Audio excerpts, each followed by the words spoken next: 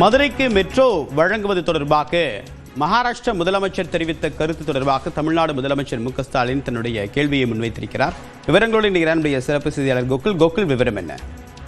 பாஜக எம்எல்ஏவை தேர்ந்தெடுத்தால்தான் மதுரைக்கு மெட்ரோ தருவோம் என்று பேரம் பேசுவதும் பிளாக்மெயில் செய்வதும் தான் மகாராஷ்டிரா முதலமைச்சரின் வேலையா என்றும், அரசியலமைப்பின் மீது உறுதிமொழி ஏற்ற ஒரு முதலமைச்சர் எதிர்கட்சி ஆளும் மாநிலத்தில் வந்து இப்படி பேசுவதற்கு வெட்கப்பட வேண்டும் என்று முதலமைச்சர் தெரிவித்திருக்கார்.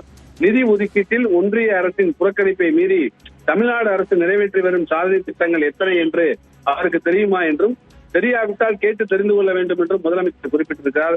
டபுள் என்ஜின் என்று நீங்கள் பீற்றும் அப்பா என்ஜின் மாநிலங்களையும் தாண்டி திராவிடன் மாடல் ஆளும் தமிழ்நாடுதான் டபுள் டிஜிட் பொருளாதார வளர்ச்சியை சாதித்துள்ளது என்பது நினைவில் இருக்கட்டும் என்று மகாராஷ்டிரா முதலமைச்சருடைய குற்றச்சாட்டுக்கு அவர் அளித்த பேச்சுக்கு பதிலளிக்கும் வகையில முதலமைச்சருடைய பதிவு அமைந்திருக்கிறது. நேற்றைய தினம் மதுரையில மகாராஷ்டிரா முதலமைச்சர் பாஜக வேட்பாளரை ஆதரித்து பேசும்போது இது போன்ற கருத்தை தெரிவித்தது நிலையில அதற்கு பதிலளிக்கும் வகையில முதலமைச்சர் எக்ஸலத்தில் இந்த பதிவிட்டிருக்கார்.